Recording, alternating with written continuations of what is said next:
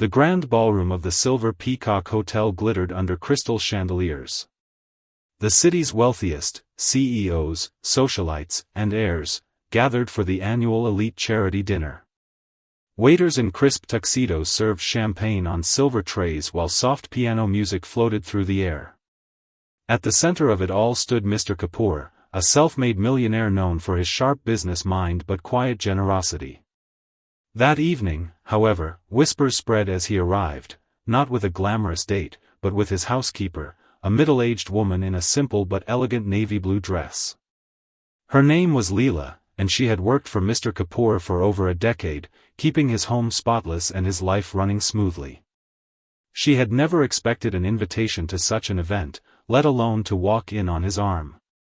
The guests exchanged glances. Some smirked behind their glasses, others murmured in disapproval. What was a housekeeper doing among them? Leela felt their stares, her hands trembling slightly. But Mr. Kapoor simply patted her arm reassuringly. "Relax," he murmured. "You belong here as much as anyone." As the evening progressed, the host, a snobbish socialite, announced the charity auction. The item up for bidding? A rare painting donated by Mr. Kapoor himself, valued at $500,000. The guests eagerly raised their paddles, the numbers climbing higher. Then, to everyone's shock, Leela stepped forward. "I'd like to bid," she said, her voice clear and steady. Silence fell. The host blinked. "Excuse me?" Leela repeated herself, louder this time. The room erupted in murmurs. Who did she think she was? Where would a housekeeper get that kind of money? Even Mr. Kapoor looked surprised, but then, slowly, he smiled. Because Leela wasn't just a housekeeper. And tonight, she was about to prove it. The room buzzed with disbelief. A housekeeper bidding on a $500,000 painting? The host, a polished woman with a frozen smile, cleared her throat. Apologies, but participants must have verified funds to bid." Her tone was polite, but her eyes flickered with judgment. Leela didn't flinch.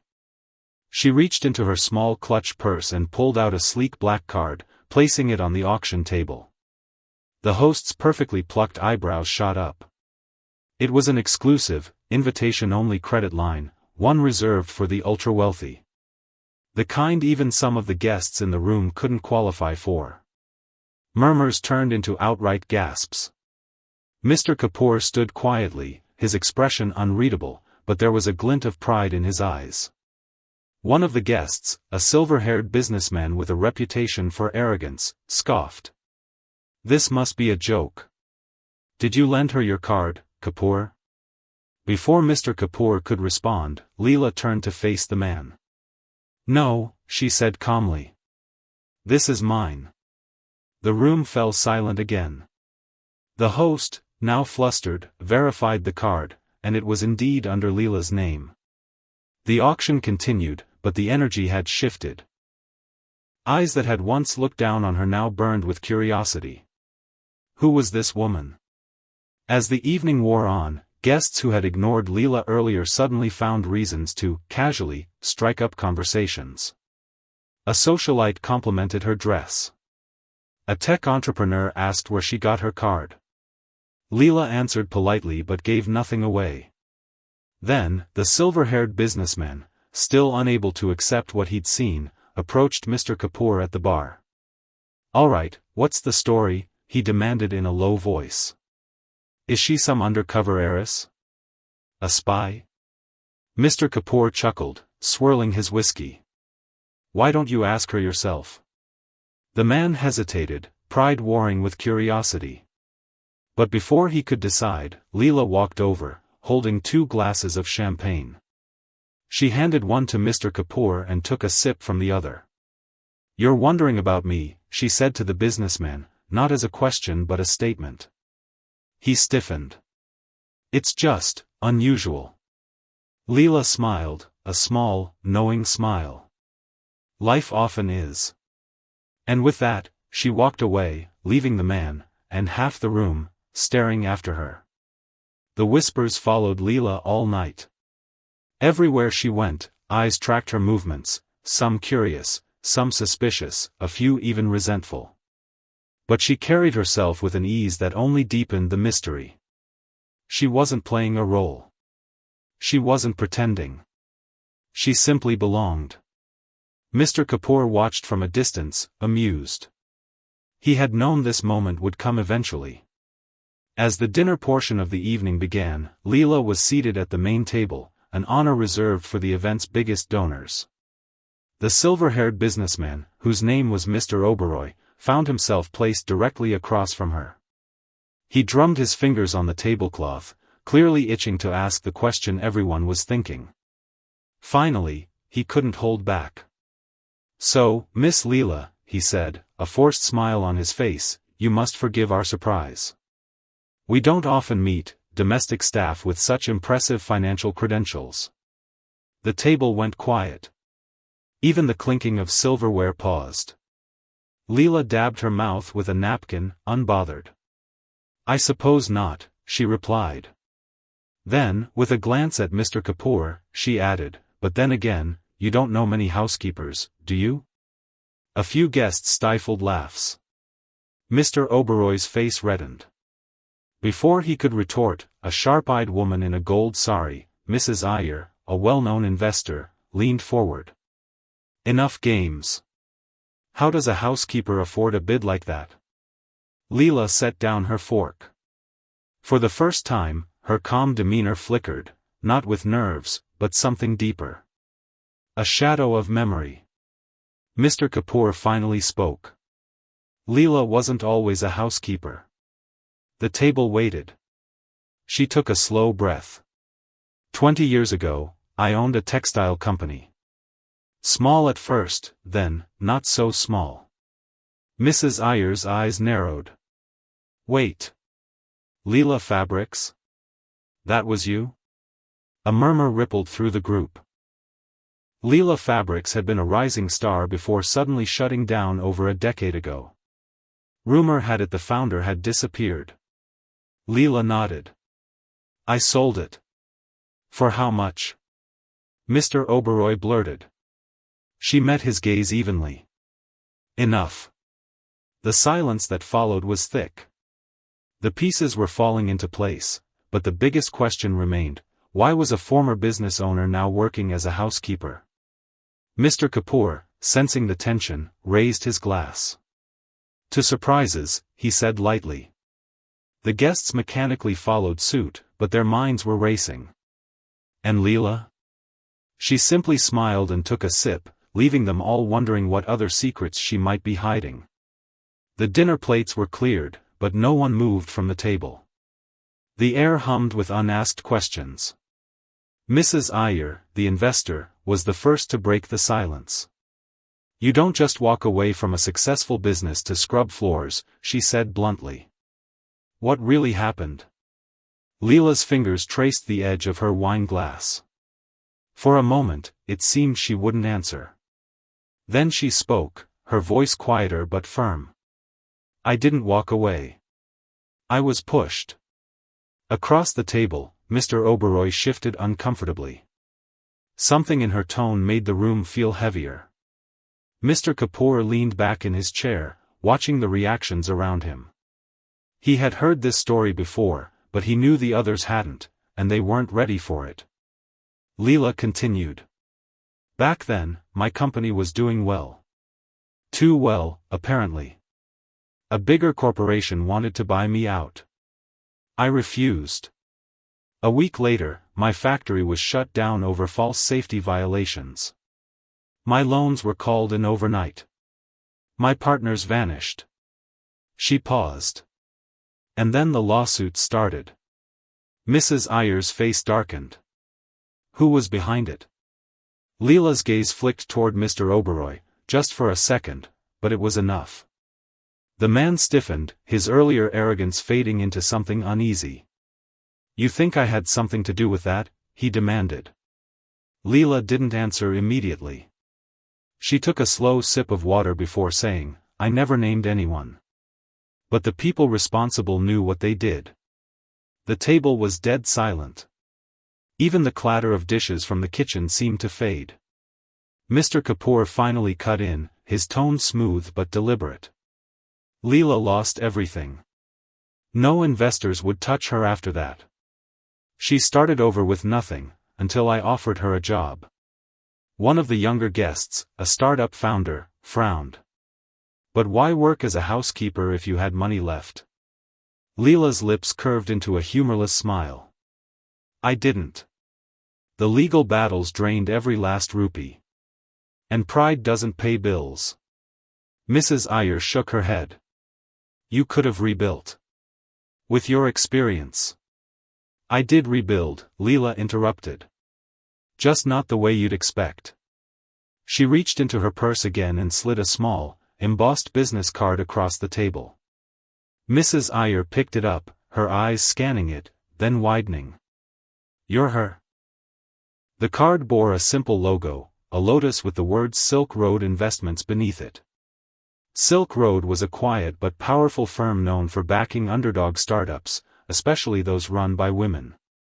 No one knew who owned it. Until now. Mr. Oberoy's face went pale. Because one of those startups, a small but growing tech company, had recently beaten his own firm in a major deal. And now he realized, Leela hadn't just lost her empire. She had been rebuilding a new one, right under his nose. The business card sat on the table like a lit fuse. Mrs. Iyer was the first to recover. You're the silent partner behind Silk Road? Her voice held a mix of disbelief and dawning respect. But, that means you funded half the women-led businesses in this city. Leela gave a small shrug, but her eyes were sharp. Someone had to.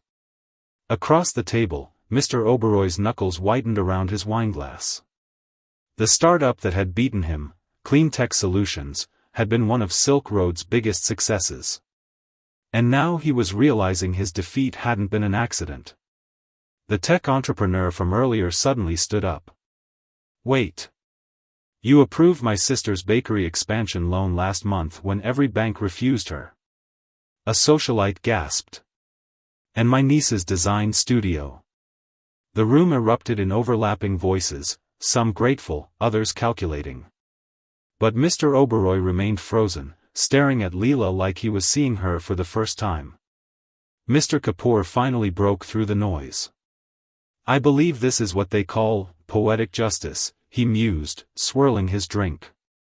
Leela met Mr. Oberoy's gaze squarely. Business is business. The unspoken words hung in the air, and revenge is sweeter when it's legal. Just then, a waiter rushed over, whispering urgently to Mr. Kapoor.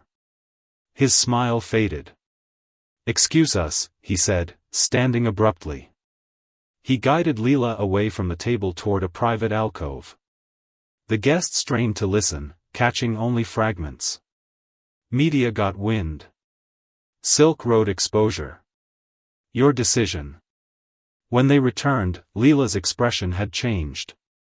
The calm mask was back in place, but her shoulders were tense. Mrs. Iyer pounced immediately. Trouble? Before Leela could respond, the ballroom doors burst open. Reporters surged in, cameras flashing. Ms. Leela. Is it true you're the founder of Mr. Kapoor? Did you know about her? The elite dinner had just become front-page news. And in the chaos, only Mr. Oberoy noticed Leela slipping something into Mr. Kapoor's pocket, a flash of silver that looked suspiciously like a USB drive. The ballroom erupted into chaos. Camera flashes lit up the room like lightning strikes as reporters shoved microphones toward Leela. The elite guests scattered, some ducking away, others shamelessly angling to get in frame. Mr. Kapoor stepped in front of Leela, shielding her from the onslaught. This is a private event, he barked at the journalists. But his voice was drowned out by the shouting. Ms. Leela. Are you admitting you used your housekeeper position to spy on Mr. Kapoor's business deals? Is Silk Road just a front for corporate revenge? Leela's calm finally cracked. Her eyes blazed as she grabbed the nearest microphone. I built Silk Road with my own money and my own sweat. No fronts. No spies. She pointed at a reporter reading from a tablet. Who gave you that fabricated dossier? The room went momentarily quiet. Even the guests froze. Because on the tablet screen was a leaked document, one that appeared to show Silk Road's funds tracing back to Mr. Kapoor's accounts. Mrs. Iyer snatched the tablet. This is nonsense. These transaction IDs don't even. She stopped mid-sentence, her face paling. Wait. These are my old investment records from 2017. Somebody spliced them. Mr. Oberoi edged toward the exit, but Leela was faster. You. She blocked his path, voice low and dangerous. You've been trying to dig up dirt on Silk Road for months. But faking financial records? She shook her head. That's not just pathetic, it's illegal. A reporter live streaming gasped. Did Oberoi Group just commit fraud? Mr. Oberoi's mouth opened, but no words came out. The USB drive in Mr. Kapoor's pocket suddenly made sense. It was Leela's insurance, proof of his shady dealings. Just then, security finally arrived, herding reporters out. But the damage was done.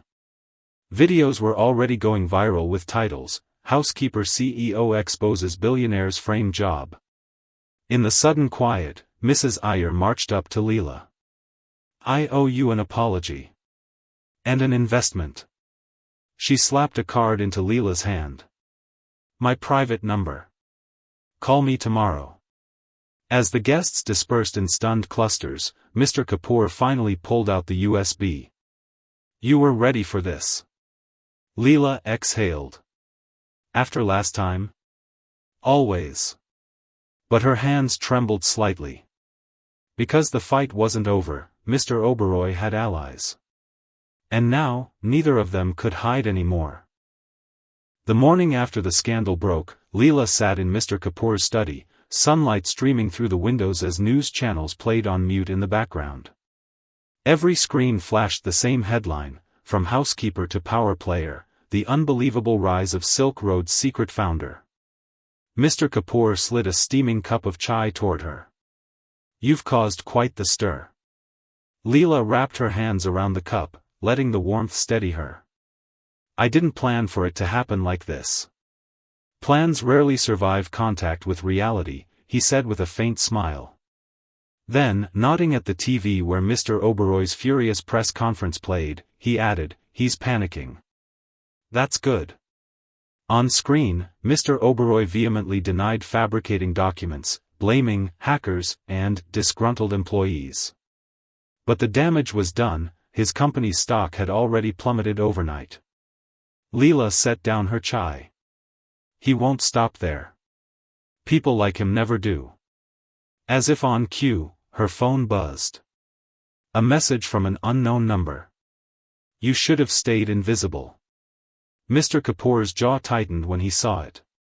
We need to move fast. By noon, the USB's contents had been unleashed, a trove of evidence exposing Mr. Oberoi's years of backdoor deals, including bribes to regulators and sabotage of competitors. But the most damning file? A recorded phone call where he explicitly discussed taking down Leela Fabrics years ago. Mrs. Iyer, now firmly in Leela's corner, had the recording sent to every major financial outlet. By evening, the narrative had flipped entirely. Oberoi Group CEO implicated in corporate espionage scandal. That night, as Leela prepared to leave, Mr. Kapoor stopped her at the door.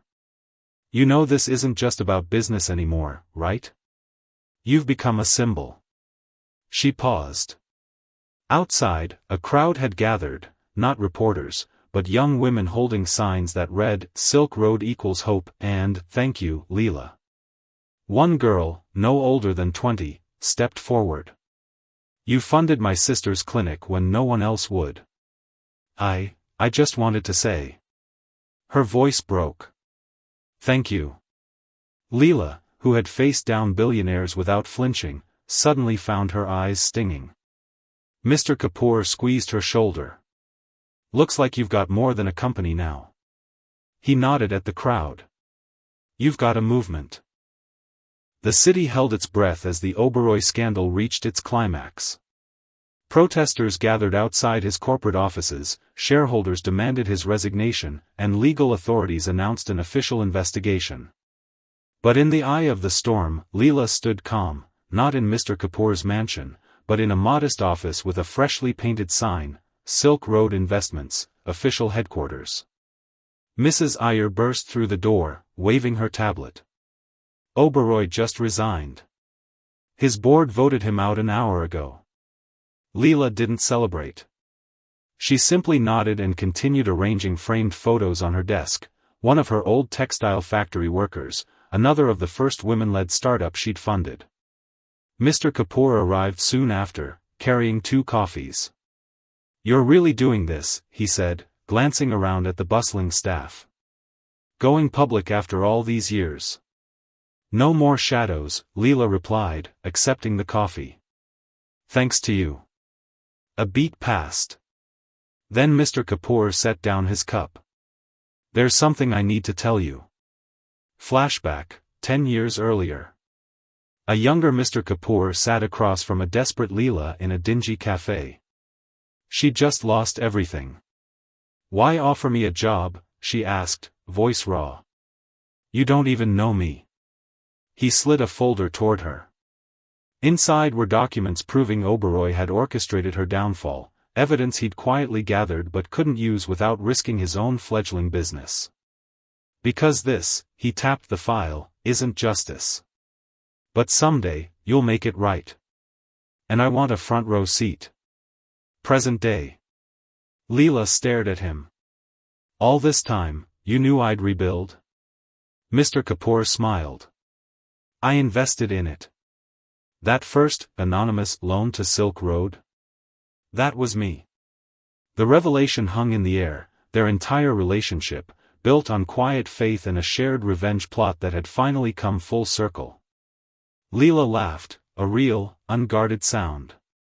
So what now, partner? Outside, the crowd of supporters grew louder.